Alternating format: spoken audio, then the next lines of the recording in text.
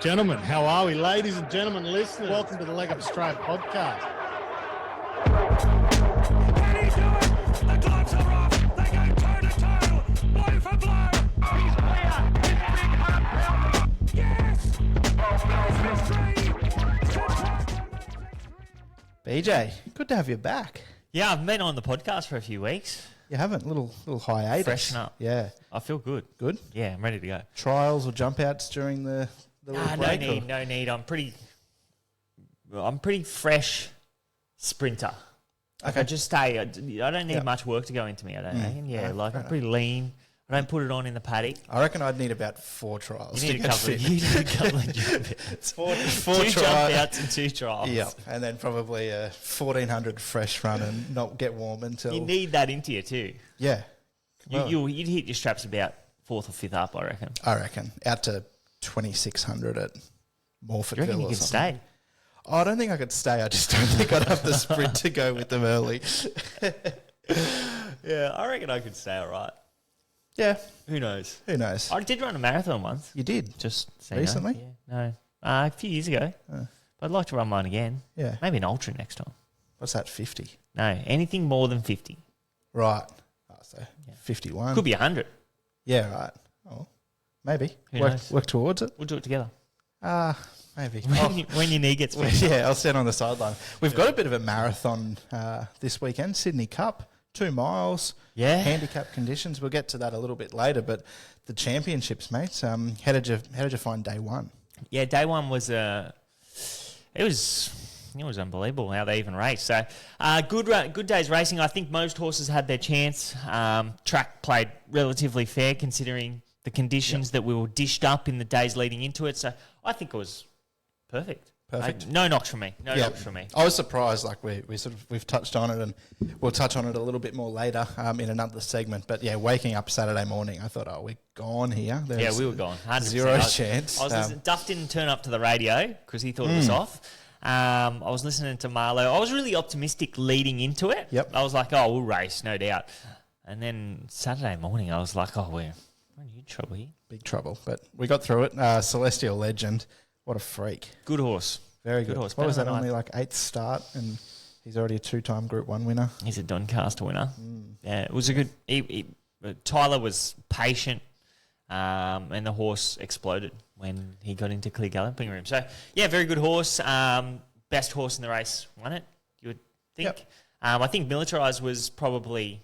He was good, but it's just the fact that he had to give a horse like Celestial Legend 4 kilos. Yeah. 5 kilos or 5, whatever it I was. think. Yeah. 5. Yeah, I think that's Dan tough. O'Sullivan's the weight for age performance rating scale. He had, I think, Celestial Legend going to 100 and Militarized to 103 if they met at weight for age. So Militarized backers like myself on the floor a little bit. Myself, But and you myself. did I have had a something ticket on, running. didn't you? Yeah, so I guess we knew that, didn't we, going into it? We did. We expected it. Oh, no. We didn't expect Celestial Legend to handle the track as well as he did, and probably we didn't expect to get back to... Did we get to a heavy 8 by then, or was it a heavy 9? I think it stayed a 9. 9, yeah, but yeah. A few of the jockeys were pretty happy with it, I thought. Yeah, Corey Brown was on the track saying that he thought it was soft track. Yeah. So... Yeah, it was a good day for the Greys. Chain of Lightning in the TJ as well. Bit of an upset. Interesting, yeah. Like I don't know. never mark her as a TJ winner. No. They're seemingly a very there's not much between the sprinters at the moment. No, I think that's fair to say. There's 1.1 length between Except first in and Melbourne. 7th. Imperatriz Yeah. she's a star. She didn't have much luck, but I don't know. I don't know what to make of her. No, I'm not too She's a 10-time Group 1 winner. Yeah, and you're getting like $4 about her in a TJ Smith. a few of those were just gimme Group 1s though, weren't they, in Melbourne? Yeah, she's still a 10-time Group 1 winner. She is. What else do we have? The Derby, Riff Rocket. I tell you what, Riff Rocket, most underrated horse in the country. How's that? So? I think so. Well, the spruik we were putting on Hitotsu at the same time in their career, they've pretty much done the same thing. And no one's talking about Riff Rocket. He's won 2 derbies. Like, You weren't talking about him. I certainly wasn't. I didn't think he could stay. That's why J-Mac is J-Mac. He doesn't win that derby without J-Mac on board. No. I don't think he'll win the Caulfield Cup by any means, but like I just think, I think he's a Cox Plate horse. yeah. So he's got that turn of foot. He's a Cox Plate horse. Yeah, potentially Golden Eagle horse, but yeah, J-Mac. When you're on a $2.50 chance in a Group 1, you got the back of the horse, one of the horses that was one of his main dangers that was travelling really well, Chow Wolf. Could have just followed him into the race, peeled off his back, and he doesn't beat him. Yeah. He doesn't win the race. Yeah. Chow Wolf wins the race. So to save ground, and Obviously, the runs were coming. It was a big spread out field. There was going to be gaps, but he still well and truly rode for luck, because there was a time there where I think it might have been Wymark. If Wymark found a little bit more under the bonnet, that run might not have come, and Riff Rocket could have been held up in traffic and and nowhere to go, there was potential that he was going to have to go right back to the fence, which was not the place to be. But yeah, like he doesn't win that race. He doesn't win it. He doesn't win it 6 out of 10 times. I don't think. I think Chow Wolf probably beats him most of the time. Yeah, Like if they clash, they beat the third horse they easily. gapped the third horse. And I think that was probably nothing wrong with Blake Chin's right. The horse was travelling. I was happy for him to get to the outside. I was happy for Riff Rocket to get held up. Yeah. But I just think that James saved 3 lengths, and that was the difference. The margin was probably, a neck? Yeah, So if that, I think Chow Wolf's probably the better stayer in the race going forward, and they run that race 10 times. I think probably Chow Wolf wins it 6. 6. Yeah. 6-4. Yeah, that's fair. I think so. Yeah. Yeah, not quite flip of the coin, maybe. I think Chow Wolf. Yep, I like it.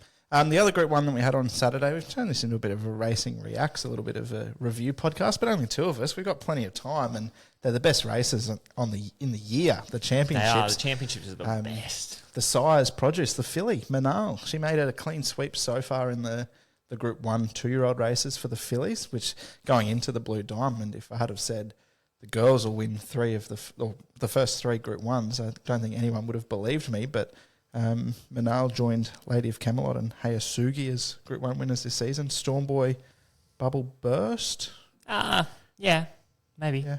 Well, Do we just put too much pressure on him? $25 million horse, but Yeah. he might be a very good 3-year-old. Yeah. But his win at the Gold Coast was outstanding. He hasn't reproduced that since he's been back in Sydney.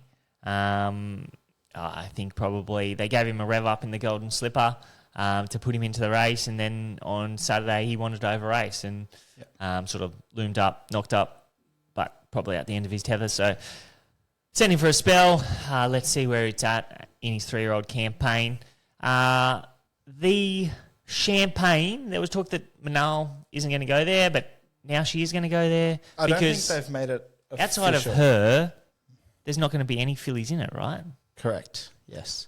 As far as I know, unless maybe like a Something. Miss Bustlinger or something, like I think Miss Bustling is like $4 in the Fern yeah, Hill on potentially, Saturday. yeah. Like those sort of horses could back up a week later. Something could jump out of the box. Yeah, but so far, no. No, there's not much It linebacker. could be a 3-horse field, the Champagne, at this rate. Like there just doesn't seem like there's any 2 yards around. Prost Traffic is warden- going there. Yeah, but he wasn't. Traffic that great. warden Bled. bled. Prost was a Coleman. weird run because he was going to run tailed off, and then he sort of just picked the bit up again late. You know who else did the exact same thing in a different race on Saturday?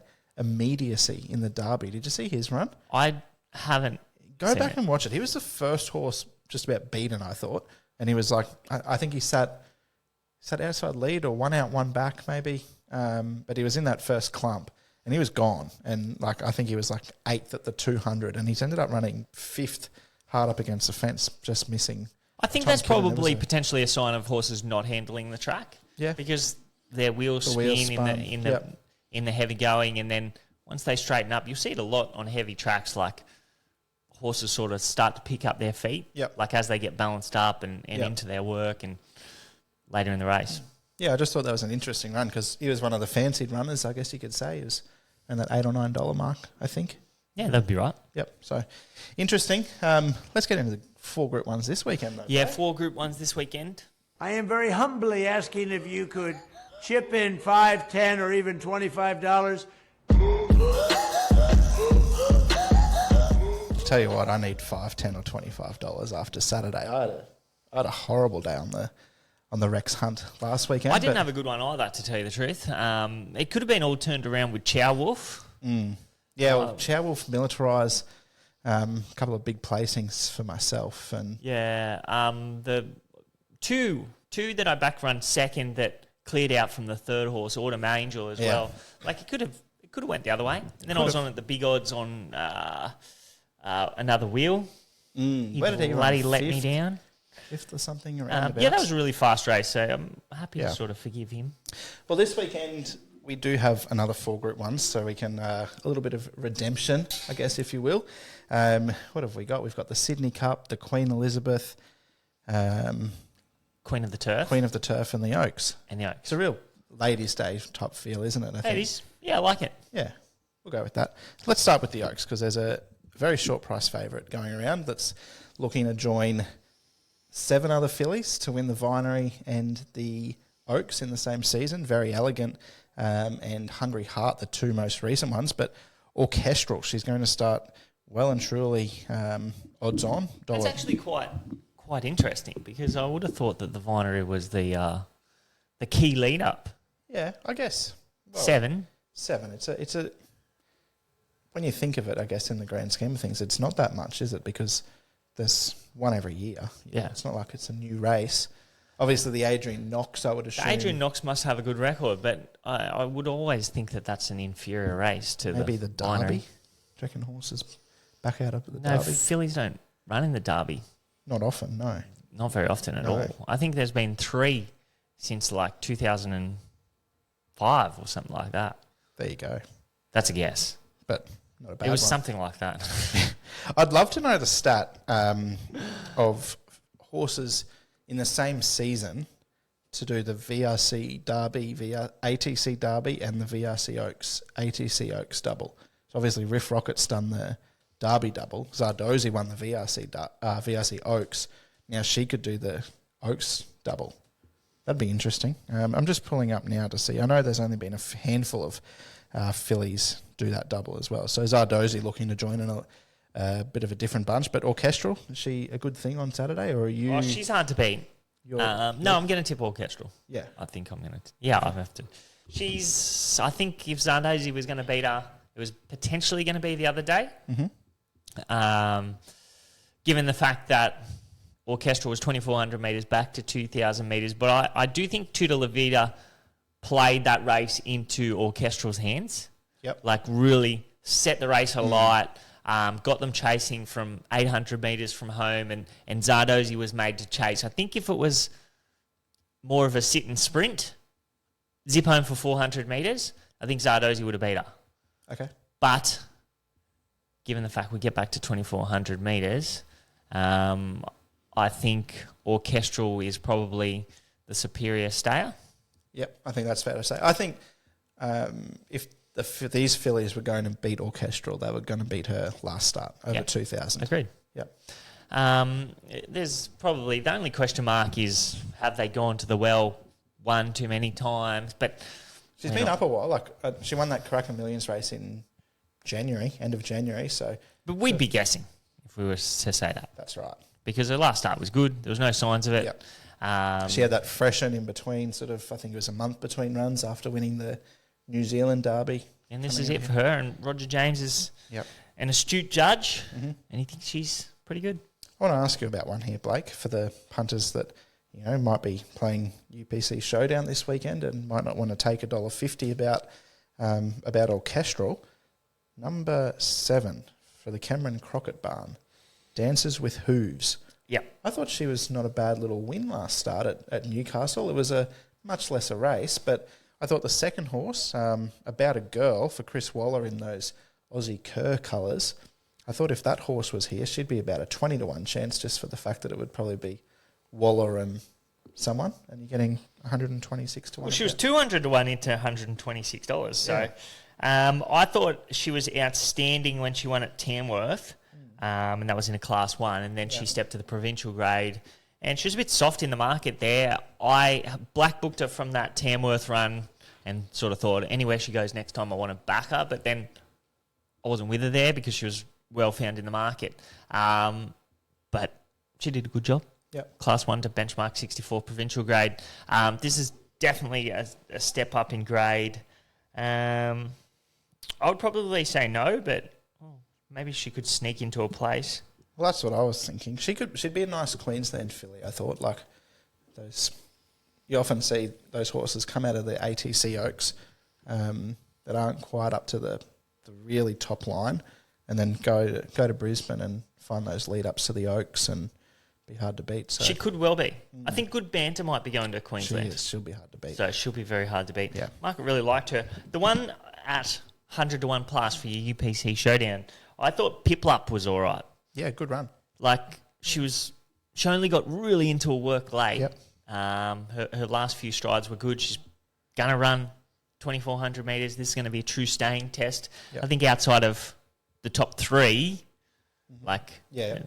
or top four, Autumn Angel was very good last week, but 61 kilos, tough run, back up, that's tough. Yep. So that's the question mark over her. Can Yep. she back up 7 days after a tough run with 61 kilos on her back? But I guess the top four are streets ahead of the rest, and then you're getting big odds about the rest of them. But if one's going to sneak into a placing, I think maybe Piplup. Piplup, fair enough. In a word, Orchestral on top, yes, no? Orchestral on top for me, she's going to be seriously hard to beat. I think if the Australian fillies were going to beat her, they would have beat her in the Vinery. So I think she'll be winning the Oaks. I think she's only better suited here. I am with you completely there, Blake. We'll move on. Race 7, another staying test, the Sydney Cup, 3,200 metres. Is there a Sydney Cup winner that when you think of the Sydney Cup, is there one that stands out? Or is it not really that sort of race for you? I don't know. I don't know if I've backed a Sydney Cup winner for a while. No. It's a tough race. Yeah. I remember the one that was at Polarisation, I reckon, Godolphin horse that came over here, and there was the big fall, and they had to abandon the race halfway through it and then run it the week after. Yeah, Remember that? was that Like Glyn Schofield might have ridden it, or No, I reckon Corey Brown rode Corey it. Brown. It was, yeah. Yeah, I Corey reckon Brown. I reckon that horse was won, And the then day he won that on it and again. he won again. Yeah, definitely. Mm. Yeah, I do remember that. That's an interesting fact. It is. Yeah, trivia. Bit Pub of trivia. What horse won the Sydney Cup twice in the 1 year? Yeah, there you go. Polarisation. Polarisation. Good one, Nick. No worries. We don't have any past Sydney Cup winners here, but Circle of Fire. Yeah, we do. We do. Celino. He won it not last year, 3 the year years before. ago, I think. 3 years ago. Wow, he's older than me. Well, sorry, Celino fans. You might. Well, when he did win it, his form was no good. No, he's because he is no good. He is just. But then he Is won just it. a 2-miler. So maybe he's just not going. Maybe he's going better. Yeah, I'm not sure. He won the Brisbane Cup last year, and that was what he got to 2 mile. His form leading in was atrocious, and he comes out and pulls their pants down. So, $34. Like, can he win? Yeah, 2021 Sydney Cup winner. Wow, I had him in my UPC Showdown the other day and he at let you big down. odds, and he didn't do anything. So I don't know. Maybe he can. Maybe he can't. Maybe he can. It's a very even race. It is. Yes. Circle of Fire sort of brings that different form, if you will. What did he win on Saturday? The Chairman's? Is that?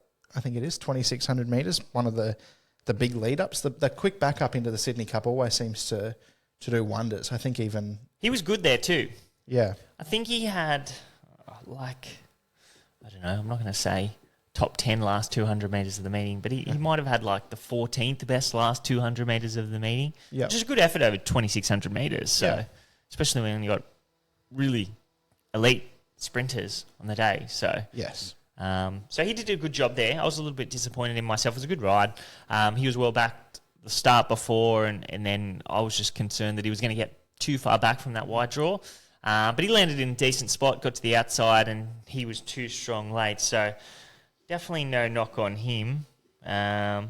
Is there one that jumps out at you in this field? For me, it's Ash Run, 4th in the Melbourne Cup, 3rd in the Tancred last start. He pulled up 2 out of 5 lane as well in that Tancred. So how do you look at that going into a race like this now? Do you go, well, you've got to add more merit to his run in that Tancred where he did pull up lame? Or is it more of has he pulled up all right, and can I trust him going into this race that he's not going to pull up sore? Like say, a Bandy's Boy, for instance, on Saturday. That's Yeah, I probably did the notice most it. recent. I did notice it in the stewards report. It's concerning for me. I think it's concerning because if he's pulled up 2 out of 5 lane, he potentially misses some work Yep, potentially. leading in. It's not the ideal. He's only 2 weeks between runs, so I don't know. When do they work him again? Yep. I don't know. It's just some type of cloud, and it's not ideal. Great. I think his run was good, Yeah. and that win in the Pakenham Cup was really good. So, no knock. He's probably the best stayer in the race. I backed Stockman to win a Melbourne Cup, and he didn't have any luck that year. I mean, he was well supported that day, but I'm not sure that he's going as well as he has. I didn't expect Calipore to be here, so I don't know, maybe 3,200 metres is a concern for him, but he did win the Bart Cummings, beating Athabaskan last preparation. Serpentine, the drier the track gets, the better it is for Serpentine, I guess. Yeah. It's not a... We keep saying this about our staying races. We said it about the Tancred, it's not a vintage Tancred. The Tancred wasn't, but the Sydney Cup, I don't think there's anything really wrong with the field, to be honest. It's a good race. A bit of quality there. It'd be great to see the likes of more Fallons. I'd love to have seen a gold trip there, or Without a Fight, one of those real hardened stayers like we saw years ago. Maccabi Diva running a Melbourne Cup. It would be nice. Big weight in a Sydney Cup. The Sydney Cup is sort of just fallen away a little bit. Yeah. We don't get those Maybe elite we need stayers. to give ballot exemption to the Melbourne Cup, to the Sydney Cup winner, and I think strengthen it a bit. I think if you win the Sydney Cup, you get into the Melbourne Cup. You would, but So it just doesn't. I don't. it's I'm weird. not sure what to do with it, but Have you got I a think tip? Not yet. John O'Shea is talking up Athabaskan. Yeah. He thinks that he's got a bit of improvement. I don't think we've seen the best of him in Australia, so I'd probably be with him. I think So Dazzling was a good roughie. She was good on the weekend. She was warming up late. She'll love 3,200. Yeah, I think she'll eat up 3,200 metres. So, Athabaskan, So Dazzling, best roughie. What do you like? I like Ash Run. I agree that Athabaskan is probably the biggest danger, and I don't know if I can really drop off Military Mission either out of the Tancred. I was keen on him that day. He ran 10th in the Melbourne Cup. He's drawn bad here, and he's got to carry the top weight, and he meets those horses out of the Tancred worse at the weights. But I thought Gay Waterhouse, they'll just keep getting him fit, and he was only third up in that Tancred the other day, so he should have a bit of improvement left in him too. Fair. Queen Elizabeth, great race. Race 8 on the program at Randwick, 2,000 metres, weight for age. This race is sort of not in terms of how we look at it, I don't think, but in terms of the quality that we get each year, it's probably starting to challenge the Cox Plate as This is a great race. Australia's premier 2,000 metre weight for age race. Not yet. Not yet, but some of the fields It we've has. had, yep. I feel like the top 3 or 4 because we've had Dubai Honour and Dubai Honour and Enemo last year, Very Elegant and Dabe Yep. years previously. Yep. But yeah, good field. Great field. I hope we're talking about this race like we do talk about the Enemo and Dubai Honour and the Very Elegant and the Dabe clash, and I hope it's Via Sistina and Pride of Jenny. And I think the race can sort of set up to be that way, because Pride of Jenny, we know what she's going to do. She's going to be rolling along out in front. It'll be a matter of if Via Sistina can claw her back. It's interesting because, as we know, Pride of Jenny is going to do her own thing in front, as she did in that All-Star Mile. I think any race over a mile that has Pride of Jenny in it, you can sort of just put a line through Mr. Brightside now, because she just puts him out of his comfort zone, and he's not the same horse when she's around. Setting that tempo over 1,600 metres plus. I think they probably would have learnt a lot from Pride of Jenny last start. They got to 2,000 metres. She set a strong tempo, but she ran it out strong. She did. So there's probably more to come, and they can probably up the ante a little bit here. Yep. I think if I was a bookmaker, I would be getting stuck into Via Sistina here. I think she's way too short. She's very smart. Market loved her on debut in Australia. But that was a really slowly run race. They zipped home. She runs some of the best closing splits of the day. Yep. This is a completely different setup. Prior to Jenny's going to put them all out of their comfort zone. She's going to have to stay in touch. So she's probably going to have to go length faster than she did the other day, and then try to get over Prior to Jenny over the concluding stages. So I think Prior to Jenny's the one. She'll make her own luck in front. She'll set a strong tempo, and she will definitely look the winner at the furlong. It's whether the others can get over the top of them. And I don't think Via Sistina can. I think Prior to Jenny's the one. Yep, fair enough. What do you like? I've got a ticket on Via Sistina at the $6, so I'm riding Happy. that. Happy. I'm in not a bad position, but I tell you what, I keep knocking Pride of Jenny, or not knocking her, but I keep trying to find a horse to beat her, and say, she won't run the 2,000 metres. But I tell you what, I said to a couple of mates after that run in the Australian Cup, I said, I don't think they can beat her in a Cox Plate around Moonee Valley with those tactics. It's a completely different ball game. She could be just off and gone, so you think-esque come late October. So I'll be very interested to see what she can do in a race like this against... I don't think we've seen her against superstar 2,000 metre horses yet. Okay, like Shaw Cascadian, nice horse, 9-year-old gelding. Mr. Brightside, maybe not at his best this preparation, like you said, out of his comfort zone behind her. There's new blood here, Via Sistina, even the other year-long mare, Plaster Carousel. She could be the one that could really appreciate the solid tempo, because we know she's probably going to be more suited over a little bit further. So maybe if this race feels a bit more like a 2,200 or a 2,400 metre run, and she really has to get into it. She'll be strong late. She'll be strong late. So I just don't think Pride of Jenny's been up against quality 2,000 metre horses yet. no, she hasn't. So this is going to be her biggest test. I'm excited for it. I've got Via Sistina on top, just can't get that first up run out of my head. But she's not going to be 3 lengths off the leader at the 200 this time. She could be 6 or 8. She's going to have to be very good. I think it'll be interesting to see what price she starts. She start $3. Yeah, I don't know. Or she started $1.80. I don't she was think so. because she was off the map first. She was. She so, was. Well, I'm looking forward to I it. mean, it'll be intriguing betting, but based on her first up run in Australia, I think the market, you've got to take a little bit of a cent against her. Yep, fair enough. One more Group 1 to get through. Blake, race 9 at Randwick, the Queen of the Turf. This is a race you love. Yeah, Queen of the Turf. Amanpour. One of my best wins of all time on Amanpour. Did it go Kieran to the front? McAvoy. Straight to the front. Gay Waterhouse? No. Yes, Gay. Gay and Kieran. We're going to get a repeat of that this year. You think so? I think so. Who's going the front? I think Tropical Squall straight to the front. Not Kieran. I think it's Adam Hieronymus, maybe. Yeah, could Adam ride? It is. Apparently he's riding 54.5. Oh, no, he's riding half a kilo over at 55, I think. Okay. So, but this is another filly I haven't been fond of, but she keeps pulling my pants down. I think this is the race I'm going to catch her. Okay. Why? Well, I just think there's a little bit more left in her. She's had that little gap between runs. So's Zoo Gotcha. We haven't seen her since the Coolmore win either. So, she only got collared by that horse that day.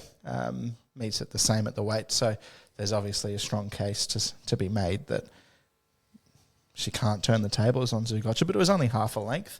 I just think a little bit less tempo here. Lope along in front, up the ante, and might take a fair bit of running down, I think. Great race, though. Some quality. Good race. It is a good race. Good race. Quality mares. I think I like a tissue. Yep. I'm pretty keen. So she was too good, too back, getting to a mile. And then last start, she was gap between runs to 2,000 metres into a really fast Australian Cup. She was really well liked by the market. And she just travelled into the race and she just blew out late. Yep. So I think going from a slow race to a fast race, gap between runs, that was against her. Mm-hmm. Now she's been into that fast race. Hopefully we get a fast race here again. Comes back to a mile. She's going to be really strong over a mile. Zoo Gotcha? That would have to be some type of question mark. Yep. A mile for her. But I think a tissue, I think she's different gravy. I think she's probably a little bit better than them. Yep. She won this race last year. She did. She was a flashing light run. Maybe that was first or second up. And then she drew low, put herself into the race, and she won this race really nice and easily. So I think $5 is a good price about her. Yeah. Trivia question. How many horses have won this race twice, and can you name the horse? One. Horses. Can I name the horse? Who's won it twice? Sunline. No. More Joyous. More Joyous. Yeah, fair. Yeah, good horse. One She of was my good. favourites.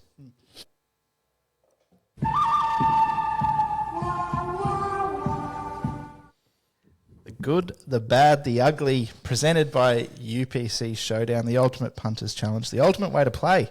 1 bet, 12 races, Blake. It's a fill-up. It is a fill-up.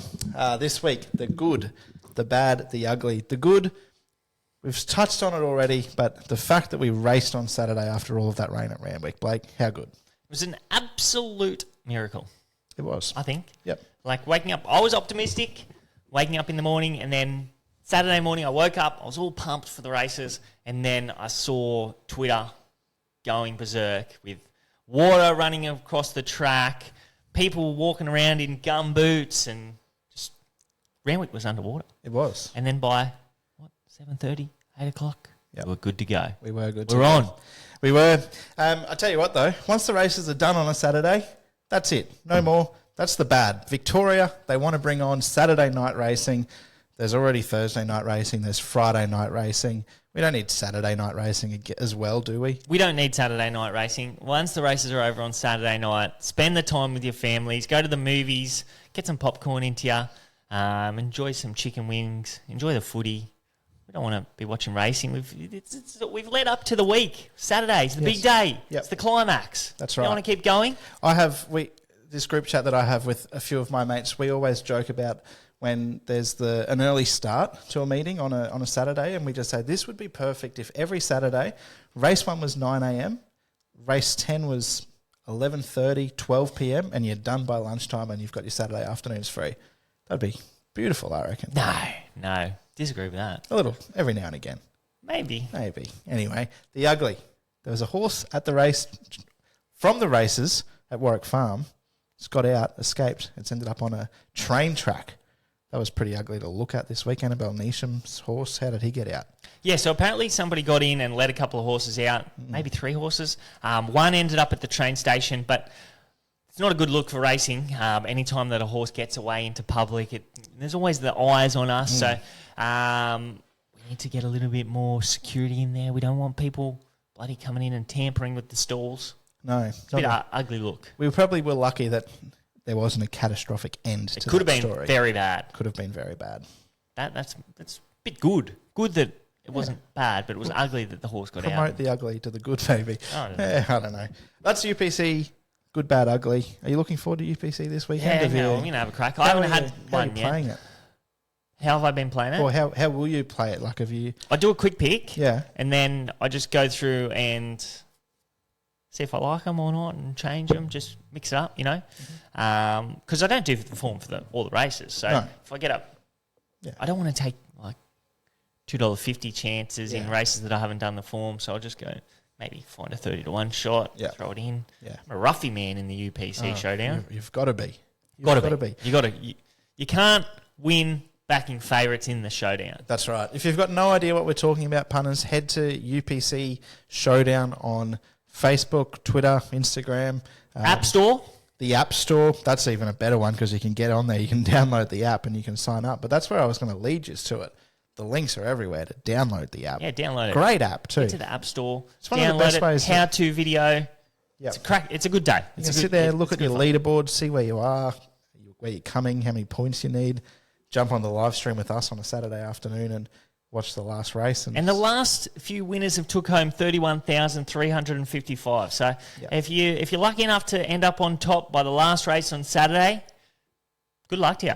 Off a $50 ticket too. Chinese meal. Yeah. Saturday night. How good. You could shout. Yep. Even you'd shout. I probably would if I won 31 smokers. Probably not much less though. I'd be getting like duck pancakes. Duck pancakes. Yeah? Yeah, okay. That'd be good. Yeah. Well, that leads me to my next question, Blake. One of our favourite segments on the podcast, the DM of the week. You get over to our Instagram, send us a message if you want to ask us a question and feature on our podcast. This week, it's Masters Week, Blake. So if Are you a golf fan? Do you? Nah, you don't, not particularly. I like playing golf. Yep. But no, I don't like. You don't have sitting you down haven't and had a watching. bet on the Masters this week? No. Well, our good friend, the mug punter, controversial good friend, the last 7 or 8 days, old Muggy. But he's asked us last night, if you won the Masters, what would you have on your Masters champion dinner menu? So I suppose a 3-course meal that sort of recognises where you're from, or your favourite meal that you're bringing to all these past champions of the Masters. How are you? Do you sit down and eat it? Yeah, yeah. It's sit down. Sit yeah, down. It's like a round table. Like I've got John Rahm's menu here. If you Okay, not yeah, that interested. not that I can read Spanish, but looks like he's starting off with some tapas. He is Spanish, so makes sense. First course, Basque crab salad and potato. In the main course, you've got a choice of ribeye, lettuce and peppers, or turbo Navarro white asparagus. Whatever turbo is, turbot. Never heard of it. Must be a Spanish thing. Rodabello al pilpil.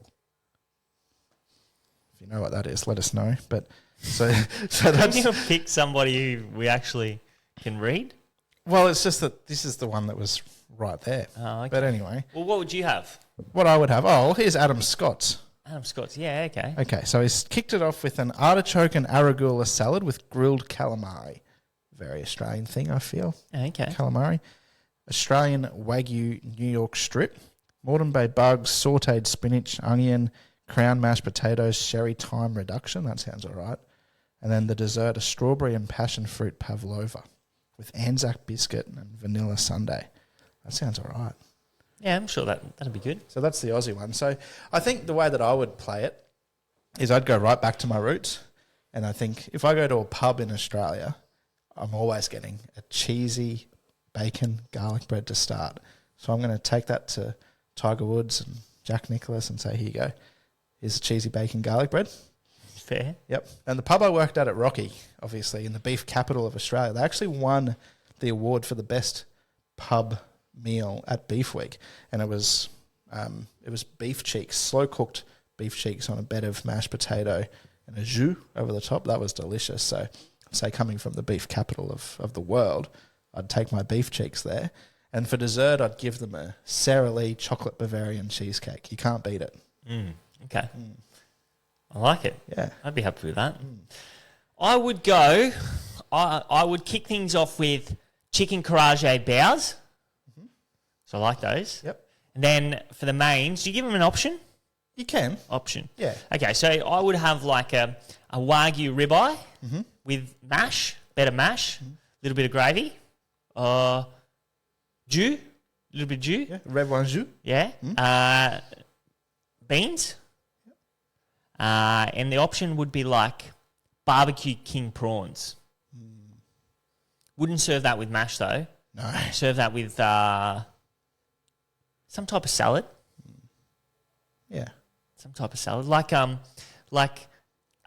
spinach and rocket with olive oil, balsamic vinegar, and a bit of like bocconcini cheese or something like that. And some cherry tomatoes. Great. That's the sort of salad I like. You like that? Feta or bocconcini, cherry tomatoes, balsamic. I'd throw a bit of roasted pumpkin in there. I love roast pumpkin. It's not your menu. No, so. it's not. But if I was having, I like roasted pumpkin too, but you're not putting that on simple. your king prawn. Simple. You're not putting that in your king prawn salad. And then for dessert, I would go maybe like, what are those chocolate lava cakes? Yeah. Yeah, with a little bit of vanilla ice cream, vanilla bean ice cream. Vanilla bean. Yeah. Very specific. I like that. Yeah? What do you think? Yeah. I think I've nailed that. Yeah. I just thought about that, like, Right then. while you were talking. Yes. Well, it was a surprise. The DM of the week. Yeah. So Sam doesn't usually tell us what the DM of the week is, so I thought I'd spring it on you. But Yeah, cool. I'm happy with that. well done. Yeah, maybe one day in another life, maybe we're not tipping winners. We might take up golf and go over and win the Masters and get on the menu. Well, it doesn't have to be in another life. We can We could do it this life. Yeah, who Maybe I knows? might make that my bucket list for 2020. play golf until you're 60. That's right. So we take it up now. Yeah. You've got 35 years of playing. Yeah. I have 22. Yeah. So Yep. Happy birthday for tomorrow, by the way. Thank I'm sure you. the punters out there will be sending you gifts. We'll walk in and I there'll hope be so. presents at the door and I expect nothing expect less. it. Yeah, Yeah. be nice. At least be. one. Okay. I feel like I'm the only one in the office this weekend, so I feel like that's sort of pressure on me. You better bring me a present. Pressure, no pressure. Just hope. Yeah, we're gonna go for a bit of a lunch tomorrow. It'd be nice. Nice afternoon. Romantic date up on the Yeah, hill. just you and I. Yep. Yep. Thanks, punters. See you, punters. Have a great day.